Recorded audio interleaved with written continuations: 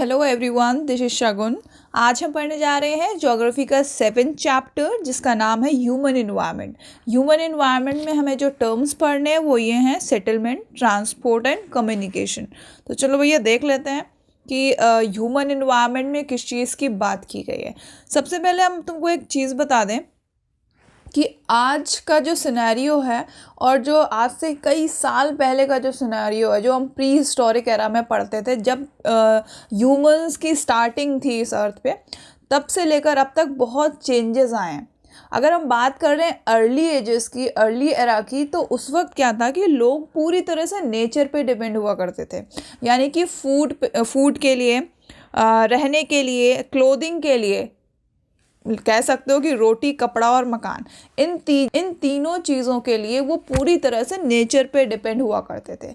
वक्त बीतता गया, उनको थोड़ी सी अकल आने लगी, उनकी स्किल्स ग्रो करने लगी, और जब उनमें थोड़ा सा दिमाग आया ना, तो फिर उन्होंने एग्रीकल्चर करना शुरू किया, अपने लिए खुद से फूड अरेंज करना शुरू कर दिया, घर बनाने शुरू कर दिए। और उन्हें लगा कि हाँ, हमें कपड़े भी पहन के रहना चाहिए, ऐसे फूल पत्ती पहन के काम नहीं चलने वाला है। तो वही चीज़ यहाँ पर लिखी भी हुई है कि early human beings depended entirely on nature for food, clothing and shelter. कि मतलब जो पहले ह्यूमन बींग्स थे ना, वो नेचर पे पूरी तरह डिपेंड थे। किस चीज़ के लिए? फूड, क्लोथिंग और शेल्टर के लिए। फूड यानी कि खाना, क्लोथिंग यानी कि कपड़ा, जैसे कि वो पत्तों के पहनते थे। आज भी अगर ट्राइबल एरियाज़ में चले जाओ तो तुम्हें हो सकता है देखने को मिल जाए। और शेल्टर यानी कि रहने के लिए। But with time they learned new skill to grow food. लेकिन वक्त के साथ साथ उन्होंने नई स्किल्स सीखी। किस लिए? ताकि वो अपने लिए फूड ग्रो कर सकें, होम बना सकें यानी कि अपने रहने के लिए घर, और developed better means of transport and communication और ट्रांसपोर्ट को भी उन्होंने अच्छी तरह से डेवलप किया ताकि वो उनका अच्छे से यूज़ कर सकें। यही सारी चीज़ें हम आज इस चैप्टर में देखनी है कि कैसे कैसे वक्त बदला और कैसे हमारा ट्रांसपोर्ट, कम्युनिकेशन और बाकी चीज़ें, जो सेटलमेंट है, वो किस तरह से ग्रो किया, कैसे डेवलप हुआ। तो बात करते हैं आज सबसे पहले हम सेटलमेंट की। क्या होता है सेटलमेंट? देखो, सेटलमेंट नाम से समझ में आ रहा होगा कि सेटल हो जाना ही सेटलमेंट है। अब ऐसे तो काम चलेगा नहीं कि बस किसी ने पूछा सेटलमेंट क्या है तो तुमने बोल दिया भैया सेटल होना ही सेटलमेंट है। आजकल तो सेटलमेंट के डिफरेंट टर्म्स सामने आ जाते हैं। देखो, यहाँ पर लिखा है settlement are places where people build their home. Settlements वो प्लेसेस हैं जहाँ पर लोग अपना घर बनाते हैं रहने के लिए, अपनी लाइफ सर्वाइव करने के लिए। पहले क्या था? Early human being lived on trees and caves. पहले के समय में क्या होता था ना, लोग घर तो जानते नहीं थे, घर नाम की भी कोई चीज़ होती है, तो गुफाओं में रह लेते थे। जानवरों का उन्हें डर होता नहीं था क्योंकि जानवरों को हंटिंग करते थे ना, अब खाना खाना है तो जानवरों को ही मार के खा लेते थे। गुफाओं में रहते थे, ठीक है, पेड़ों के नीचे रहते थे।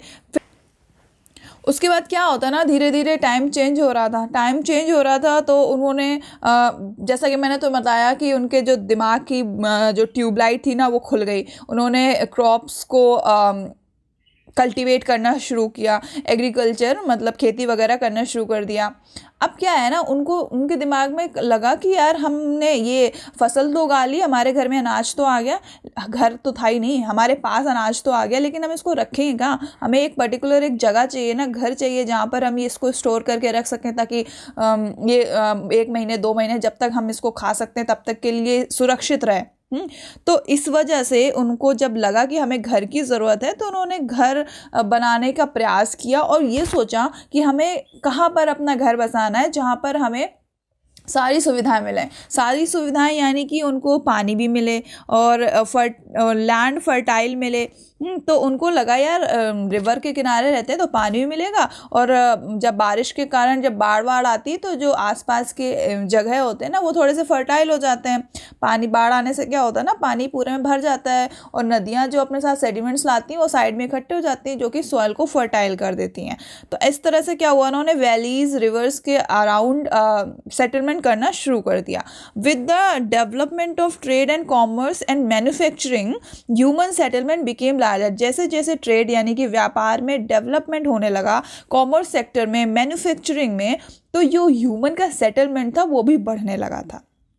वक्त के साथ साथ, डेवलपमेंट के साथ साथ, settlement flourished and civilization developed near river valleys.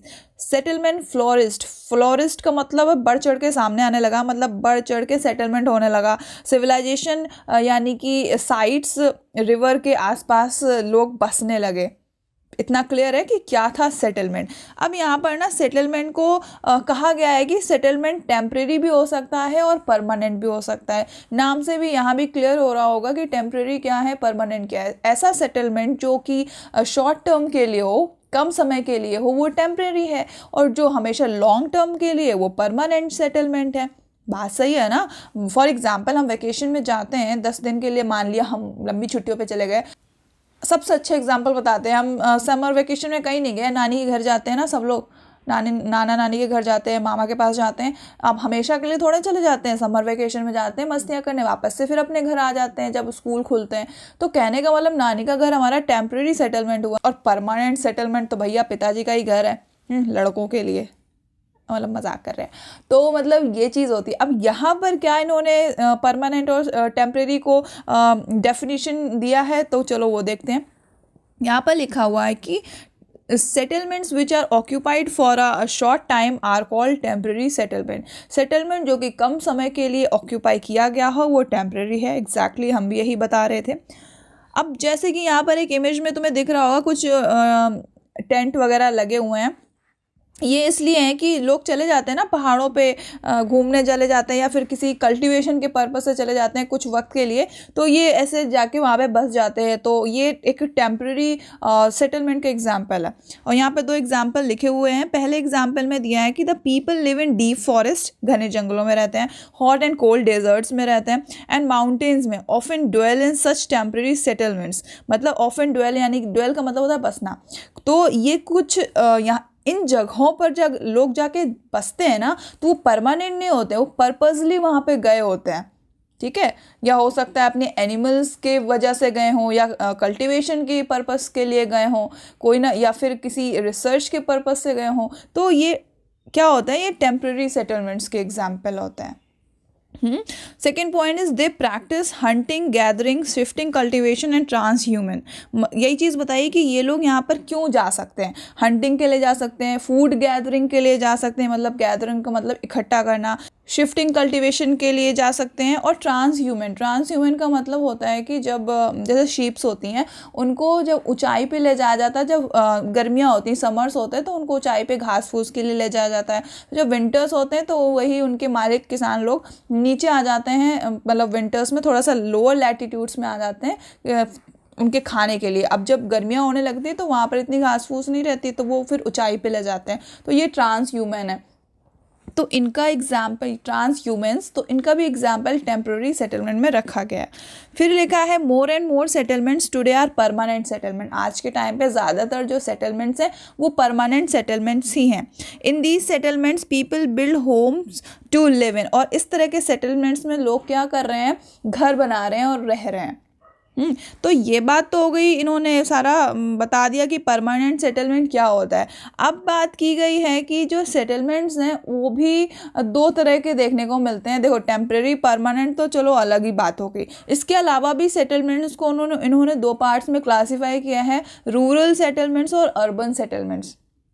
नाम से ही क्लियर हो रहा होगा, जो रूरल सेटलमेंट्स यानी कि विलेजेस हम कंसिडर करते हैं, ठीक है, जहाँ पर इंडस्ट्रीज़ वगैरह नहीं है, अगर हम एज ए डेफिनेशन दें। और अगर अर्बन सेटलमेंट की बात करें तो यहाँ पर सिटीज़ की बात की जा रही है, जहाँ पर बड़ी बड़ी बिल्डिंग्स हैं, इंडस्ट्रीज़ हैं और बहुत ही ज़्यादा पॉपुलेटेड एरिया है, तो वो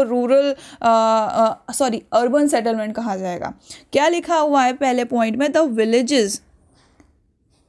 the villages are rural settlements. अभी बताया विलेजेस को कंसिडर किया है रूरल सेटलमेंट्स में। जो विलेजेस होते हैं रूरल एरियाज़ में आते हैं, where people are engaged in activities like agriculture, fishing, forestry and craft work and trading. जहाँ पर लोग जो होते हैं, गांव में लोग होते हैं, वो एग्रीकल्चर यानी कि खेती पे बिजी रहते हैं, फिशिंग करते हैं, फॉरेस्ट्री करते हैं, क्राफ्ट्स वर्क करते हैं और ट्रेडिंग वगैरह, ये सब काम होता है रूरल एरियाज़ में लोगों का।